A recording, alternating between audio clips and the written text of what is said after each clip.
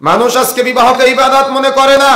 যেমন আপনাদেরকে জিজ্ঞাসা করার পরে অনেকে বলেছেন সামাজিক নিয়ম, অনেকেই বিভিন্ন রকম উত্তর দিয়েছেন, কিন্তু একজনও সঠিকভাবে উত্তর দিতে পারেন নাই। রাসূলুল্লাহ সাল্লাল্লাহু আলাইহি ওয়াসাল্লাম বলেছেন, ইয়া মা'শারাশ শাবাব মান ইসতাতা'a মিনকুম, হে যুবক সম্প্রদায়, যাদের বিবাহ করার ক্ষমতা আছে তোমরা বিবাহ করো। যে ব্যাপারে রাসূল নির্দেশ দিয়েছেন, যে ব্যাপারে ইসলামের নির্দেশনা আছে, সেটা কি ইবাদত না? কি মনে হয় আপনার, এটা কি ইবাদত না? যে ব্যাপারে আল্লাহ রাসূল নির্দেশ দিয়েছেন সেটা নিঃসন্দেহে ইবাদত। আজকে বিবাহকে ইবাদত মনে করে না বলে বিবাহের 3 দিন আগে থেকে 3 দিন পর পর্যন্ত এলাকায় বক্স ভাড়া করে গান বাজনা বাদ্যযন্ত্রের আয়োজন করা হয়।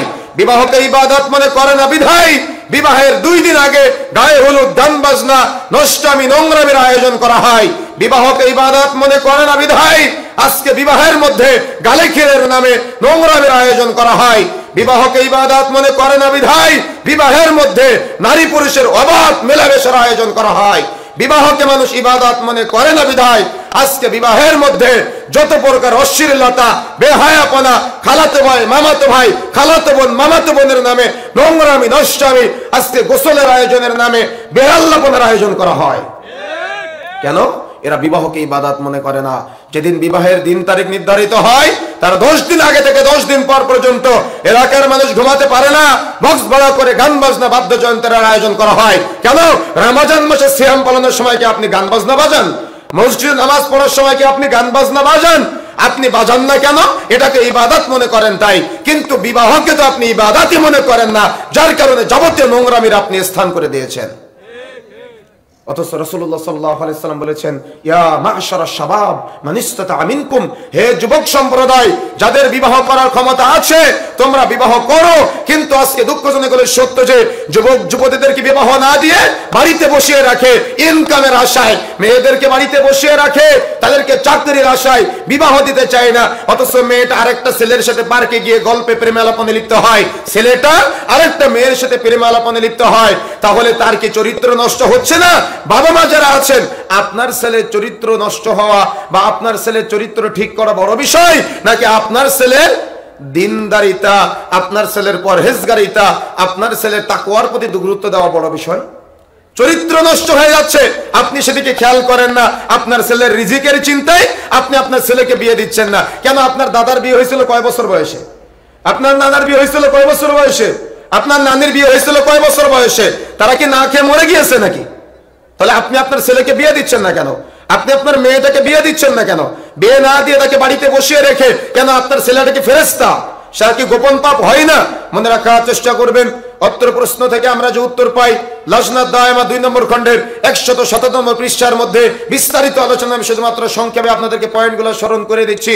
সেটা হলো, দায়িত্বহীন ভাষায় বলে যেতে চাই, সন্তানের উপযুক্ত বয়স হওয়ার পরে পিতামা যদি সন্তানকে বিবাহ না দেয়, বিবাহ বহির্ভূত যত গোপন পাপ আছে প্রত্যেকটা পাপের একটা করে ভাগ পিতামাতার আমলনামায় লিপিবদ্ধ করা হবে। কথা বুঝেন নাই আপনি? আপনি বুঝেন নাই। বুঝলে আপনি আপনার সন্তানকে দ্রুত বিবাহ দিয়ে তাকে হালাল করে দিতেন। আপনার চিন্তা আমার সন্তান ইনকাম করবে, জি আপনার সন্তান ইনকাম করবে, হালাল উপার্জন করবে, সব ঠিক আছে। তবে তার আগে আপনার সন্তানের কি করতে হবে? তার চরিত্র গঠনের জন্য তাকে হালাল করে দিতে হবে। আপনার চিন্তা চরিত্র গঠন না, আপনার চিন্তা ইনকাম। সে হালাল ইনকাম করলো না হারাম উপার্জন করলো তাও আপনি বাছ বিচার করেন না। আপনার মেয়েটাকে বছরের পর বছর আপনি বাড়িতে বসিয়ে রেখেছেন, তাকে বিবাহ দিচ্ছেন না কেন? আপনার মেয়েটার পাপ হয় না? আপনার মেয়েটার গুনাহ হয় না? আপনার ছেলেটার পাপ হয় না? সে তো মোবাইলের রাতে প্রেমের আলাপনে লিপ্ত হয়। তাহলে এটা তো আপনি জানেন, জানার পরেও যে আপনি আপনার সন্তানকে বিবাহ দিচ্ছেন না, আপনি আল্লাহর দরবারে কি জবাব দিবেন? গত 2 বছর আগে আমি রাজশাহী থেকে মাহফিল করে ঢাকাতে ফিরতেছিলাম ট্রেনে। আমি যদিও ঘটনা বলি না, তারপরও বোঝানোর জন্য বলতেছি। তো আমার পাশে একজন ভাই, চারঘাটের একজন ভাই বসেছিলেন। তো আমি কথায় কথায় জিজ্ঞাসা করলাম, ভাই কোথায় যাচ্ছেন? তো বলছে ঢাকাতে যাচ্ছি চাকরির পরীক্ষা দেওয়ার জন্য। তো আমি তখন ওনাকে বললাম, যাচ্ছে আপনার বয়স কত? তখন বলতেছে যে 37। তার মানে কত বছর? 37 বছর বয়স। তো আমি বললাম যে আপনার পারিবারিক অবস্থা কি? তো বলতেছে আমি এখনো বিবাহ করি নাই, আমার ছোট ভাই বিবাহ করেছে, ছোট বোন বিবাহ করেছে। তখন আমি ওনাকে বললাম, আচ্ছা আপনার 37 বছর বয়স, আপনি এখনো বিবাহ করেন নাই, আচ্ছা ভাই আপনি কিছু মনে করিয়েন না, আমি একটু কিছু প্রশ্ন করি আপনার কাছে। তো বলতেছে ভাই বলেন। আমি বললাম, আচ্ছা আপনি তো শিক্ষিত মানুষ, বলেন তো বাংলাদেশ, ভারত, পাকিস্তানের বর্তমানে পুরুষের গড় আয়ু কত? আপনারা কি জানেন কেউ? পুরুষের গড় আয়ু কত? 50% মানুষের 60 আর 30% মানুষের 55 থেকে 60, আর 20% মানুষের 60 থেকে 65 বা তার উপরে। তখন আমি ওনাকে বললাম, আচ্ছা নারীদের বার্ধক্য আসে কত বছর বয়সে জানেন আপনারা? জানেন নাকি কত বছর বয়সে নারীদের বার্ধক্য আসে? 30% নারীর বার্ধক্য আসে 40-এর পরে, আর 20% নারীর বার্ধক্য আসে 45-এর পরে, আর 50% নারীর বার্ধক্য আসে 50-এর পরে। তবে খাবারের গঠন ভেদে কারো কম বেশি হতে পারে। তখন আমি ওনাকে বললাম, আচ্ছা ভাইজান কথাগুলো কিন্তু আপনি বললেন, আমি বলি নাই। তখন বলছে, হ্যাঁ আমি বললাম। আমি বললাম, আপনি শিক্ষিত মানুষ, আপনারা ভালো করে কথাটা বুঝবেন। তখন আমি ওনাকে বললাম, আচ্ছা ভাইজান আপনার যদি চাকরি হয় তাহলে বিয়ে করবেন কতদিন পরে? তো বলছে, আমার যদি এখনই চাকরি হয় তাহলে আমি আগামী বছর বিবাহ করব। তখন আমি বললাম, তাহলে সন্তান হবে ধরে নিলাম আরো 1 বছর পরে। বলছে, হ্যাঁ আরো 1 বছর পরে হবে ইনশাআল্লাহ।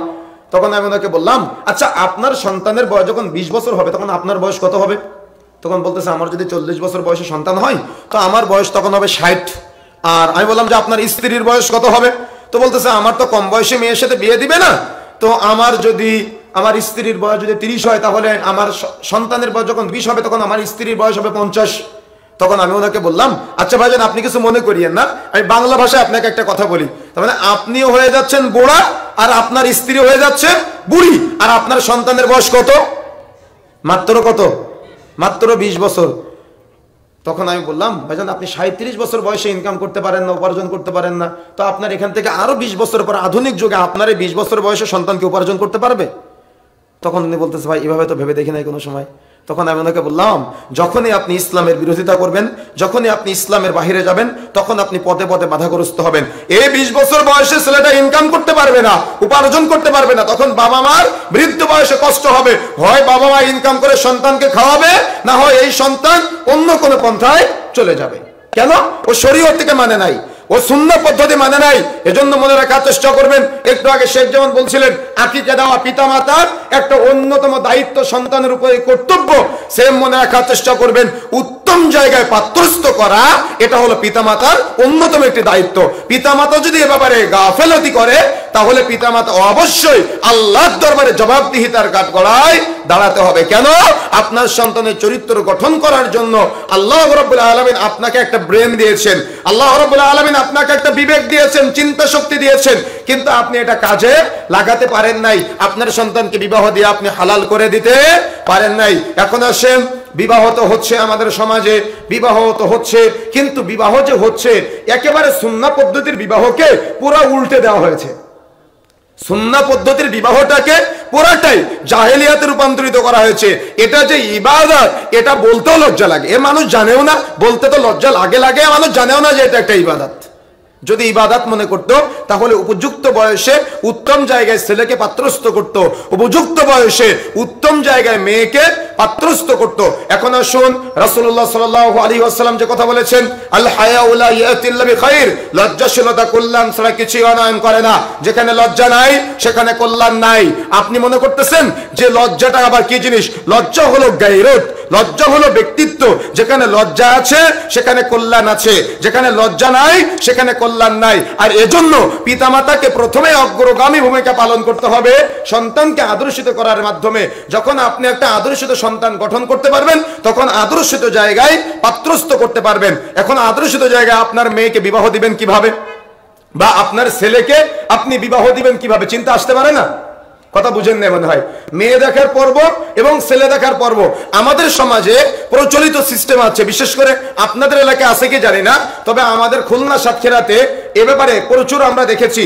যখন একটা মেয়েকে বিবাহ দেওয়া হয় তখন মেয়ের পরিবারের যারা আছে তখন তারা মেয়েকে উঠানের মাঝখানে একটা চেয়ারে বসিয়ে দেয়, আর ছেলের বাড়ি থেকে ছেলের দাদা, ছেলের নানা, ছেলের চাচা, ছেলের খালু, ছেলের ফুফা, দুলা ভাই, মামাতো ভাই, খালাতো ভাই, চাচতো ভাই, যা আছে সবাই চলে আসে। আছে কিনা? কথা বলতে হবে, আছে কিনা? কে আছে? কি আপনাদের দিকে আছে? এটা আপনাদের দিকে হয়তো উঠান নাই, একটু আধুনিক সিস্টেম। রুমের মধ্যে, ড্রয়িং রুমের মধ্যে বসানো হয়, মাঝখানে একটা চেয়ার দেওয়া হয়, আর সামনে 10-15টা চেয়ার দেওয়া হয়। ছেলের দুলা ভাই, মামাতো ভাই, খালাতো ভাই, চাচতো ভাই, মামা, চাচা, দাদা, নানা যা আছে সবাই বসে। আর বসে বসে জিজ্ঞাসা করে, মা একটু হেঁটে দেখাও তো, মা একটু চুল খুলে দেখাও তো, মা তোমার নামটা কি, মা সূরা ফাতিহা পড়ে শোনাও তো। আছে কিনা? কথা বলতে হবে, আছে কিনা? কি আছে আমাদের সমাজে এই সিস্টেম? রাসূলুল্লাহ সাল্লাল্লাহু আলাইহি ওয়াসাল্লাম থেকে আমরা যে বর্ণনাগুলি পাই, মনে রাখার চেষ্টা করবেন, বিবাহের জন্য বা এমনিতেই যখন একটা মেয়েকে প্রস্তাব দেওয়া হয় তখন ওই মেয়েকে দেখা যায়, কতটুকু দেখা যায়, হাতের কবজি পর্যন্ত দেখা যায়। একটা মেয়েকে যখন বিবাহের প্রস্তাব দেওয়া হয় তখন তাকে দেখা যায়, কতটুকু দেখা যায়, মুখমণ্ডল দেখা যায়। একটা মেয়েকে যখন বিবাহের প্রস্তাব দেওয়া হয় তখন তাকে দেখা যায়, কতটুকু দেখা যায়, পায়ের পাতা দেখা যায়। তাহলে যে মেয়েকে বিবাহের প্রস্তাব দেওয়া হবে না তার কতটুকু দেখা যাবে? কথা বুঝেন নাই মনে হয় আপনারা, কথা বুঝতে পেরেছেন?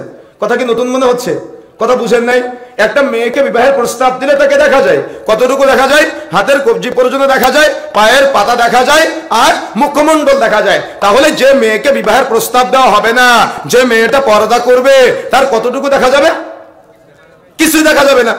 তাহলে কথা প্রসঙ্গে বলে রাখি, এই যে গতকাল সকালে আপনার স্ত্রী কাসকুরা বাজারে মার্কেট করে গিয়েছিল, আপনার স্ত্রীর বুকি পিঠে ওড়না ছিল না, আপনার মেয়েটার বুকি পিঠে ওড়না ছিল না, আপনার বোনটার বুকি পিঠে ওড়না ছিল না, আপনার স্ত্রী রাস্তা দিয়ে যায়, বুকি পিঠে ওড়না থাকে না, হাত মোজা পা মোজা পরা থাকে না।